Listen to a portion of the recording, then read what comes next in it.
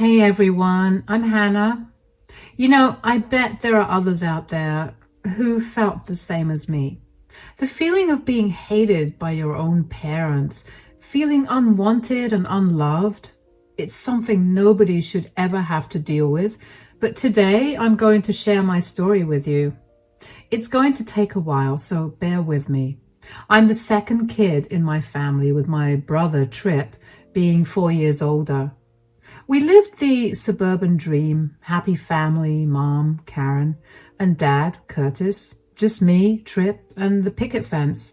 Sounds perfect, right? I was a pretty smart kid, did well in school, and joined in with extracurricular stuff. And Trip, well, he was my rock, always there to guide me through. Around 11 or 12, I started gearing up for the soccer team. I had big dreams and wanted to play at the national level someday. And I was pretty decent at the violin too. Just a girl with a bunch of dreams and curious about everything. But then came the most unfortunate day of my life. I remember it like it was yesterday, walking back from soccer practice. It was getting dark. Trip was supposed to pick me up, but he was nowhere to be seen. Probably off at some high school party. I thought I was big enough to walk home alone. Big mistake.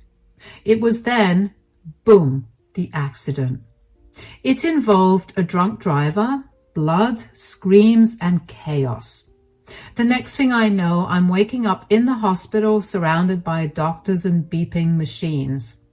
When I finally came to my senses, there they were, Mom, Dad, and Trip, tears streaming down their faces. I could tell something had gone terribly wrong because I had never seen my parents crying like that. I'm sorry, Hannah. All this is my fault. We've talked about this, Trip. Hannah's just coming to terms with everything. Let's give her a moment to know what's happening. Oh dear, I'm so glad you're fine. What's going on? Why am I at the hospital? Hannah, you were in an accident on your way back from soccer practice. Yeah, I remember getting hit by a car, but I'm okay now, right, Mom? There's more to it. What do you mean, more? Sweetheart, the doctors explained it to me. They said the accident damaged your spinal cord. You won't be able to walk again. But there's hope for your hands with time and therapy. You'll need a wheelchair from now on, though, for the rest of your life. I might never walk again? What about soccer and my hands? Will I ever play the violin? It's tough news, I know. But we'll face it together, okay? We'll make sure you have all the support and resources you need. You're not alone in this, sweetie. Let's talk about this later. Right now, rest up. I was floating in a fog of meds, not sure if I was awake or dreaming. The hospital became my world for 20 long days. Every morning, a new set of flowers and balloons greeted me like a bittersweet reminder of the outside world. My family, schoolmates, and even my bestie stopped by to visit. Finally, I made it back home, but nothing was the same. Gone was the lively 13-year-old, replaced by a girl bound to a wheelchair. It hit me hard. I took a gap year from school, but soon realized I wasn't keen on going back. I started physical therapy to regain some control over my hands, starting with the basics like writing alphabet. I felt pathetic, like I was back in kindergarten. Dad suggested homeschooling and I went along. Mom became my teacher, guiding me through lessons. Meanwhile, Trip got accepted into an Ivy League college. I was genuinely happy for him, but deep down, it was hard to ignore my own struggles. The first 2 years felt like a blur of depression and confusion. Every day was the same routine. Wake up, struggle with the simplest tasks, and rely on Mom and Dad for everything. Therapy, both physical and mental, became my lifeline. I lost touch with friends, and was left with only strangers online to chat with once I regained the use of my hands. But it wasn't the same. Then came the day Trip left for college. We had a heart-to-heart. Trip, I'm going to miss you. You've been my rock through all of this. Mom and Dad have been amazing too, but you've gone above and beyond. I can't thank you enough. Hannah, if I'm being honest with you, I can't shake off this feeling that it's my fault you're in this situation. Your life changed in an instant, all because I couldn't pick you up on time that day. Please, let's not dwell on that. Today is about you. You're leaving in 2 hours, and who knows where I'll see you again. You're my only friend, Trip. Hannah, if I'm being honest, I'm consumed by guilt. I know sorry isn't enough, but please forgive me. Trip, I haven't been angry at you to begin with. I promise I'll be back soon. Make sure Mom and Dad take care of you. They get a little irritable sometimes, but it's only because they care. And about making friends, I know it's hard, but you should try stepping out of your online world. But I am friends with my math tutor. Hannah, I mean real friends outside of the lessons. I believe in you. And I think one day you'll do great things. Thank you, Trip. After Trip left, my parents seemed a bit more distant. They dropped a bombshell one day saying that they couldn't afford my physical or mental therapy. I tried to be understanding, knowing I'd been a financial strain on them for a while, but it hit hard. No therapy meant being stuck at home, stewing in my own emotions, but I saw the new gadgets and clothes they bought for themselves without a second thought. And it wasn't just therapy. Mom started neglecting my lessons too. She'd forget or brush them off like they didn't matter. But it didn't stop there. They started calling me names like I was somehow to blame for my condition. Sometimes things got physical, pushing and shoving. I felt trapped, suffocated by their anger. I'd spent hours in my room avoiding them as much as possible. But then Uncle Dave came into the picture. Uncle Dave, my dad's brother, was like a breath of fresh air. Single, no kids, living just half an hour away. Once Trip left, his visits became frequent. He'd come over, bringing books, snacks, or anything else to cheer me up. He'd take me out on walks in my wheelchair, exploring the neighborhood like it was an adventure. He'd sit and chat with me for hours, listening to my frustrations and offering words of comfort. He'd find accessible places for us to visit, making sure I didn't feel left out. One day, he surprised me with a brand new ramp for the front door, saying he'd installed it himself. It was a small gesture, but it meant the world to me. And when my dad got back from work, he didn't seem happy about it. Where did that ramp come from at our front door? Don't tell me it was Dave again. Of course it was Dave. Who else would it be? It was nice of him though, right, Dad? He's been so kind to me. Ever since the accident, he's been visiting more often. That's because he doesn't have a stable job or a family of his own. Poor guy ended up alone, always been the black sheep of our family and never excelled in studies or sports. Didn't even go to college. Who knows what kind of job he does now? Come on, Dad. You should appreciate him. While you're busy at work and Mom is out with her friends, he's here for me. I feel left out sometimes too, you know. Look at you, speaking your mind. Maybe you two get along because you're both the black sheep. Look at Trip, excelling in college and traveling to states for competitions. Professors rave about him. And then there's you, struggling to make a meal without my help. But, Mom, it's not my fault. It was just an unfortunate accident like you have always said. The only unfortunate thing in this house is you. Honestly, Hannah, sometimes I wonder if you're just a burden to us all. You can't even do simple things without needing help. Yeah, and don't think we didn't notice how much of a hassle you've become. We have our own lives to worry about, you know. We've sacrificed so much for you. And what do we get in return?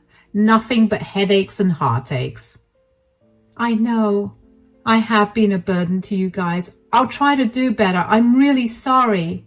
Yeah, that's how it went down. My parents were always singing Trip's praises, constantly comparing me to him. The emotional abuse was suffocating, making me feel like I was the problem. Holidays became tributes to him, and I didn't mind. He was out there living his life while I was stuck in a wheelchair. It wasn't Trip's success that bothered me. It was the way my parents treated me because of it, always making me feel worthless in comparison. But when I turned 17, I got a remote job in graphic design. My hands weren't the best for it, but I was proud to be making something of myself. But when I excitedly shared the news with my parents, their reaction crushed me. They laughed, mocking my achievement. Their laughter felt like a slap in the face, tearing down what little confidence I had left. It was like they couldn't fathom that someone like me, stuck in a wheelchair, could achieve anything of value. But Uncle Dave had a different reaction. Hey, where's your mom off to now? Hanging out with her friends again? Yeah, it's like her new routine now. Well, I hope she's helping you catch up on your studies. I know you're a bit behind, but graduation's not too far off. Yeah, I'm really trying to keep up. Graduating means a lot to me. Oh, and I've got some exciting news to share, Uncle Dave. What's the scoop? I landed a gig. Well, it's not exactly a full-time job, but I've been using my graphic design skills to create some cool art, and this small media company decided to hire me to do some of their designs. No way! That's incredible, Hannah! I always knew you had it in you. I'm so proud of you. Thanks, Uncle Dave. Your support means a lot to me. Your folks must be thrilled, right? I remember you telling me how you wanted to prove yourself to them. They must be over the moon. Well, I didn't exactly get the reaction I was hoping for, but yeah. What do you mean by that? It's nothing, really. Let's not dwell on it. They have been looking out for you, though, right? Yeah, they have been all right, making sure I have a roof over my head and food on the table. But shouldn't they be doing more than just the basics? Maybe, but I kind of appreciate that they treat me like everyone else. It's nice not to be babied just because I'm in a wheelchair. Makes me feel more independent, you know. I get where you're coming from, but I hope they step up when you really need them. And remember, I'm always here for you no matter what. Another year went by and things stayed pretty much the same at home. My parents kept on with their hurtful words like they couldn't help themselves. You might wonder why I never talked to Trip or Uncle Dave about it, but honestly, I felt so down about myself at that point. All I wanted to do was focus on my graphic design stuff and try to get better at it and make something of myself. So my 18th birthday was coming up, and I had this feeling that I needed to start planning my way out of there. It was tough, knowing it might take me longer than others to make it happen. Maybe when I turned 23 or 24, I genuinely didn't know, but I hoped it would be as soon as possible. But I hoped once I turned 18, I could start chipping in with some money for the household expenses. But my birthday didn't turn out as I hoped. Trip came to visit. He just scored this amazing job in the city with a big paycheck. I was really happy for him, honestly. He even surprised me with this awesome laptop, perfect for my design projects. But instead of the big family celebration I hoped for, my parents said that they had something important to tell us. They planned this quiet dinner for just the four of us. I wanted to invite Uncle Dave, but they said no, insisting it was just for us. So there we were, eating Chinese takeout in silence. No birthday cake, no excitement. It felt kind of sad, but not surprising. Ever since Trip left, we hadn't really celebrated my birthday. I can't believe it's been so long since you had a birthday cake. Well, it wasn't exactly necessary. Not at all. Actually, I told Mom and Dad not to bother with it. I do love Chinese food anyway.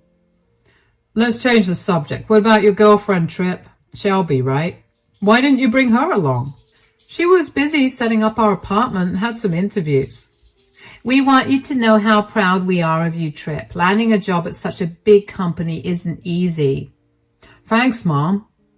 Look at you, son. You've got your life sorted with a good job at such a young age. I'd love to meet Shelby, too. Speaking of which, Hannah, there's something we need to discuss. Curtis? Lead the way. Hannah, we've decided to give you 2 weeks to figure out your living situation. What? What do you mean? Now that you're 18, we think it's time for you to move out. We've been shouldering a lot of responsibilities since you were 13, and it's been tough on us. Are you serious? Where am I supposed to go? I don't have a job. I'm not ready for this. What about your graphic design work? I promise I'll move out eventually, but right now I need time to improve my skills. I haven't even finished school yet. I need at least 2 years. 2 years? That's too long. We can't wait that long, Hannah.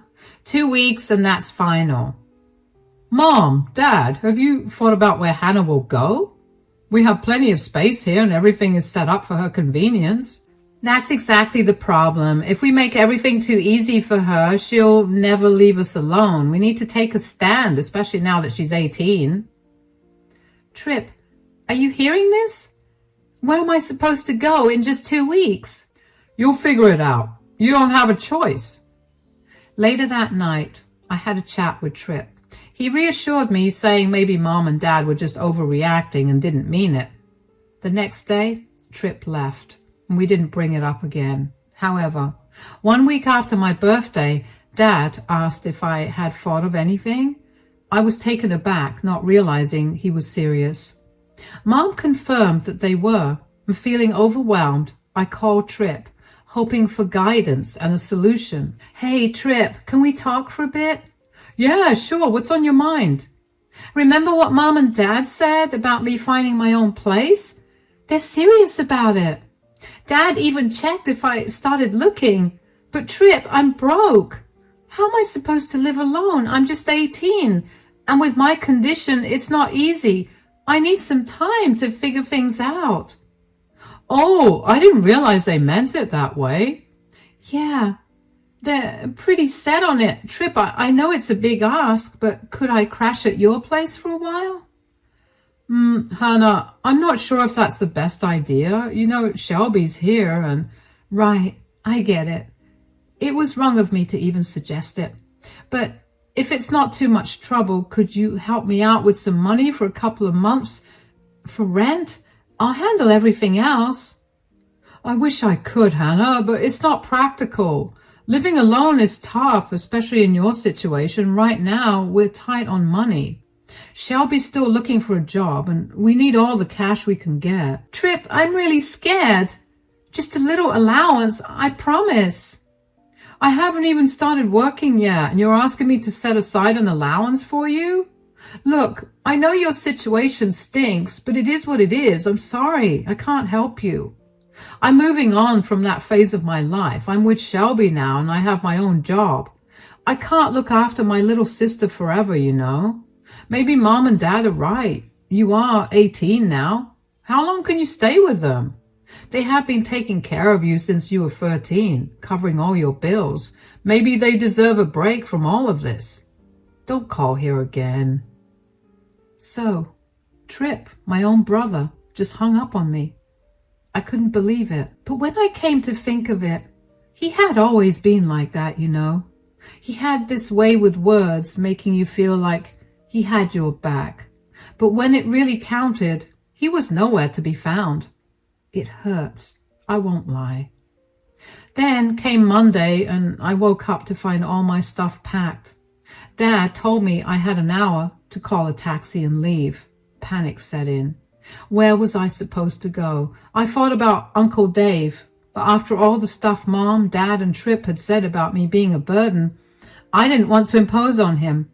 I had a mental breakdown and lost track of time. But before I knew it, Dad was loading my stuff into a taxi. I felt like I was in the way, a bother to everyone. Mom didn't even bother to say goodbye, and Dad, after helping me get into the taxi and loading my wheelchair, just closed the taxi door on me.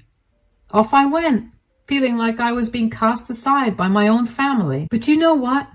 The taxi driver was kind. He helped me settle in, asked for an address, and I gave him Uncle Dave's. I dropped a text to Uncle Dave saying that I was on the way, and when we got there, he was waiting. He helped me out of the taxi, took care of my luggage, and paid the driver. Are you all right? You told me it was an emergency. Well, it kind of was, but everything's okay, I promise. Let me take your bags inside. I can fix you some tea, dear, so you can tell me what's up. We went inside, and while I settled in the living room, Uncle Dave put on a pot of tea for me. Uncle Dave, it's been a tough day. Mom and Dad told me I needed to move out of the house, but I didn't take it seriously. But when I woke up today, my bags were all packed. And Trip, he didn't really care. I thought he'd be there for me, but now I feel like I'm all alone. Mom and Dad, they've always made me feel like I'm not good enough. But this was worse. I thought maybe I could come to you for help, but I didn't want to bother you. I just didn't know where else to turn. What? They did what? That's unacceptable, Hannah. I can't believe they treat you like that. You are family. Family should stick together through thick and thin. I'm going to have a serious talk with Curtis about this. You don't need to go back to that hellhole again. You're staying here with me where you belong. This is your new home, Hannah, and you're family to me. I won't let anyone treat you like that, not on my watch.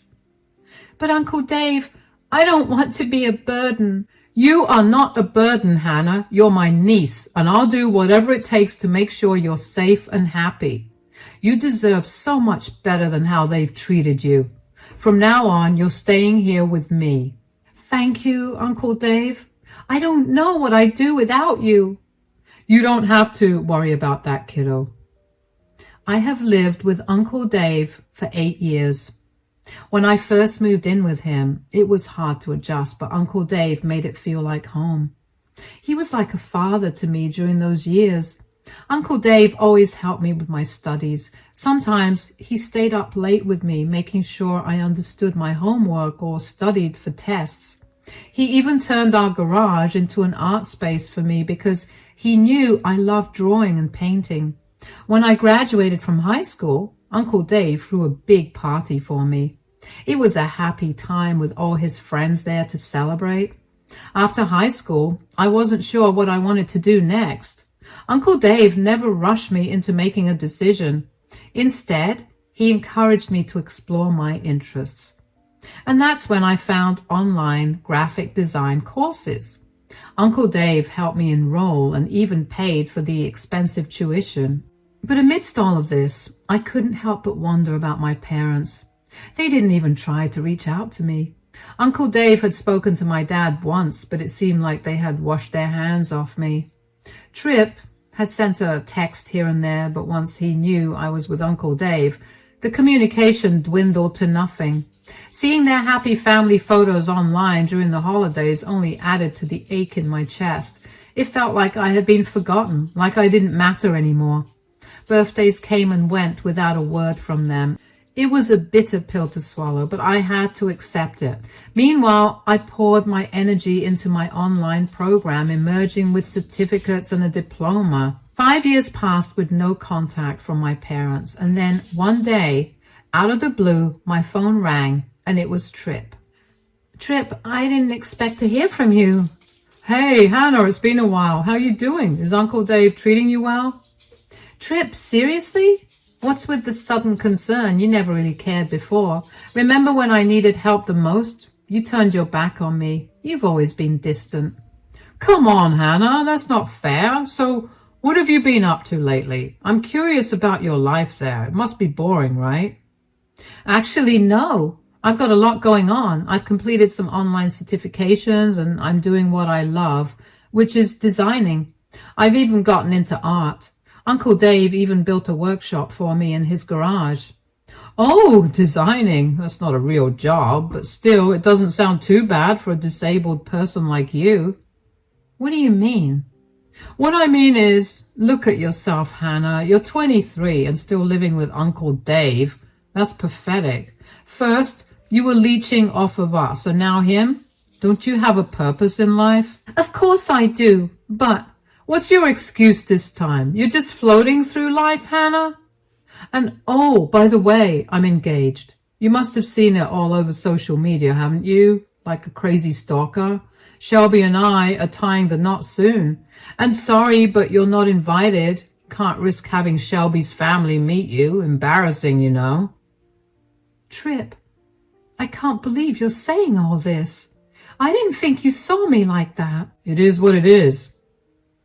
I couldn't understand why Trip was so harsh towards me. It felt like he was holding on to some grudge, but I couldn't figure out what I'd done to deserve it.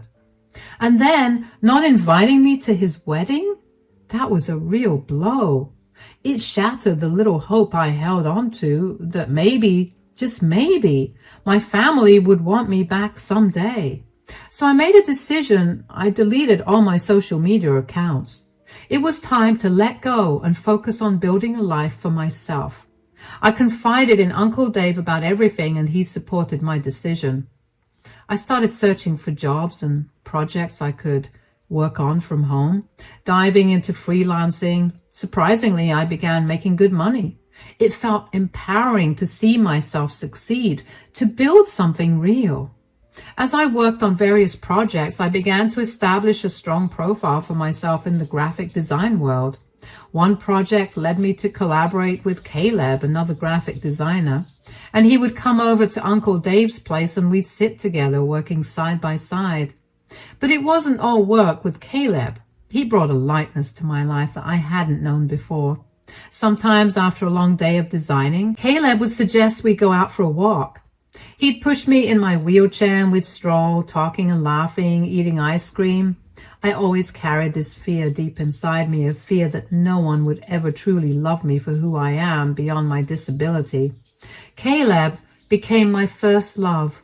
He saw me, really saw me, not just as someone with a disability. 2 months ago, Caleb and I celebrated our first year together. Time flew by so fast, and I couldn't believe how happy I was. With Uncle Dave and Caleb always there for me, I felt like I had a real family now.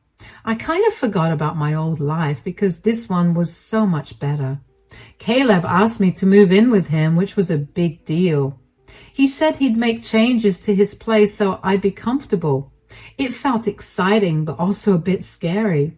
Uncle Dave was sad when I told him I was moving out. He said he'd miss me around the house, but I promised to visit him often. Our bond was strong no matter where I lived. And just a week before I was supposed to move in with Caleb, something unexpected happened. My mom and dad showed up at Uncle Dave's house. I couldn't believe it. It had been 8 years since I'd seen them, and I had no idea why they were there. Hey, Curtis, what are you doing here? Karen, do I really need to tell you that you're not welcome in my house? Oh, come on, Dave. I need to see my daughter. Mom, Dad, why are you here? Oh, my sweetie, do you know how worried we've been? Cut the act, Mom. What is it? We regret what happened, even though it's in the past. Sorry, won't cut it. Uncle, can you ask them to leave? I don't want them involved in my life. Sorry, Curtis. Those are Hannah's words. You need to go. We can't lose our other child as well. What do you mean, other child? That's what we've been trying to tell you. Hannah, you don't know what your brother's been through. Just before his wedding, he had a sharp pain in his stomach. They found an infection in one kidney, and the other isn't doing well either. The doctor gave him 4 years at most, and things are not looking too well right now. It seems like he can be gone any time now. That's awful. We don't want to afford his medical bills anymore with our retirement coming up. Seriously? Your son is dying and you're worried about money? It's not just about money. We're busy. It's hard to care for Trip in his last moments. If you move in, you can take care of him yourself. Look, What happened to your brother is an unfortunate situation, but we genuinely want you to move back in. I've been reflecting on things lately. I can't shake this feeling that I need to have at least one child. It's about proving something to myself and others. I don't want people to think I failed as a mother. And maybe in the future, if you settle down and adopt kids, we could still experience the joy of being grandparents. It's not too late to rewrite our family's future. Trip is a lost cause, so let's just forget about him and start afresh. Seriously, Mom? That is beyond selfish. You should be there for Trip, not trying to save face. This isn't about you or your reputation. Stop thinking about yourself for once. And you know what, Mom? I have my own family now. Uncle Dave is my family, and I have a boyfriend who loves me for who I am. I refuse to get sucked back into your drama. I'll reach out to Trip and visit him at the hospital, but I'm not coming back with you. I've moved on. I won't let you disrupt my life again with your selfish desires. She said what she said. Get off my property now before I have to call someone. As I write this, I just got back from Trip's funeral. Even though he wasn't the kindest to me, I couldn't ignore him when he was in the hospital. He apologized and I forgave him, but then he passed away 2 weeks later. My parents were sad, but they still wanted me back in their lives. Going to the funeral with Uncle Dave and Caleb was tough. Saying goodbye was hard, especially facing my parents afterwards. However, through all of this, I've realized something crucial. I finally cut all contact with my parents. I can't forgive them for the years of abuse and for kicking me out of the house. It's time for me to prioritize my own happiness and well-being. With Caleb beside me, I know I can handle anything. I'm looking forward to a future filled with love and support. Uncle Dave and Caleb have shown me what true family means.